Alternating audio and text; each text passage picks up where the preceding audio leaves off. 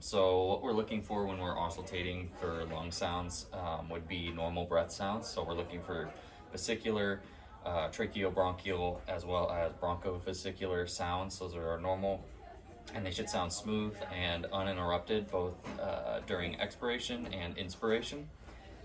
We need to make sure that we're listening for any abnormal sounds. So some of the ones that we are listening for are wheezing, which is a constant pitch and it's heard primarily during expiration. Crackles and rails. These sound like popping bubbles or hair strands rubbing together. And pleural rub, which sounds like leather rubbing together slowly. And it can be heard on either inspiration or expiration. So some of the possible causes of abnormal breath sounds include airway obstruction from foreign objects, fluid buildup or consolidation. This would present with bronchial sounds in areas where vesicular sounds should be present. Pneumothorax, that would be a case where we would hear absent breath sounds or no breath sounds at all. Or hypoventilation, which would result in diminished or reduced breath sounds. So now what I'm going to do is I'm going to demonstrate how we would do auscultation of lung sounds on my patient Brooke. So the first thing I would do is I would explain what I was doing to Brooke. So we're going to be auscultating for lung sounds, which basically just is going to be me listening to your lungs while you're breathing and make sure everything sounds normal. Okay? That's good. Cool.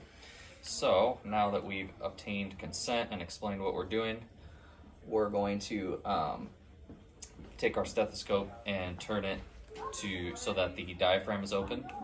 So that's good. And then in real life, when we are doing auscultation, we want to make sure we're auscultating on skin. So I want to make sure you're explaining what you're doing for that. I'm going to start over here. So we have our 12 points of auscultation, and they kind of go in the zigzag S-like pattern. So we're going to start up here near the first rib, and then I'm going to instruct Brooke to take one deep breath. Make sure we can hear good, and then you can breathe normally. From now on, we'll go over here, and then now we go down. Good. Perfect. Here, and then we're gonna go down until we do all 12. So all the way down here, rib cage, and then wide, kind of down here. So you want to make sure you get all 12. And then perfect. Thank you. Perfect. Okay, so now we're gonna auscultate on the back, the posterior portion of the torso here. So we're gonna start on the left side now, kind of up by the upper trap. Same side, and then again we're going down. There we go, both sides. Between the shoulder blades. And then you want to make sure that you get all 12 points. And as we start to go more inferior, we're going to go out a bit wider for the last two. And symptoms that if you see or if they have, you want to make sure you're checking their lung sounds. So we can check with restrictive or obstructive lung diseases, asthma, pneumonia, lung cancer, emphysema, asthma, and the list goes on. And then some of those symptoms include like tachycardia or tachypnea, dyspnea, weight loss, cough, dry or productive, tracheal shift, chest pain, tightness, fatigue. Again, any like breathing or heart problems that might affect their breathing, you want to check. Heart sounds, what we want to look for are the normal sounds, and those would be S1 and S2. S1 is the lub, S2 is the dub. S1 is the closure of the mitral and tricuspid valves, and S2 is the closure of the aortic and pulmonic valves. Abnormal heart sounds include S3 and S4 and murmurs such as regurgitation. For S3, you would hear a lub-dub-dub sound, and this is during early diastole, which is often called a ventricular gallop.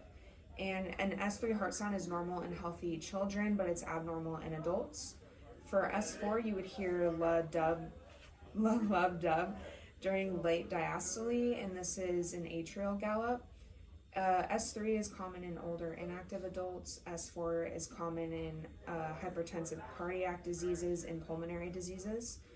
An acronym that we can use to remember where to palpate for the stethoscope would be APE to MAN, which is the aortic valve, pulmonary valve, tricuspid, and mitral valves. The aortic valve is seen on the right second intercostal space, or just lateral to the sternum, and then just to the left of the sternum would be the pulmonary valve. And then for tricuspid, it's inferior to the left portion of the sternum, and the mitral valve is the fifth intercostal space. So when you're looking to listen to heart sounds, make sure that the portion is open to the diaphragm first. And then you want to make sure you're doing this over skin, and then just get consent. Is this okay if I listen to your heart sounds? And then you will have the diaphragm here. Listen to the heart. Just to the left. Go just under here. And then over for the mitral, the fifth intercostal space. If you hear anything that might presume abnormal, turn the dial here to the bell portion and then listen for any abnormal heart sounds. Okay, so for diagnoses and symptoms to listen to heart sounds, we're going to go with hypertensive heart diseases, atherosclerosis, peripheral or coronary artery disease, angina, chest pain, tightness, and then symptoms, exertional dyspnea, fatigue, impaired exercise tolerance, weight gain that isn't expected, or palpitations, dizziness, dull ache, heavinesses, or anywhere around the heart,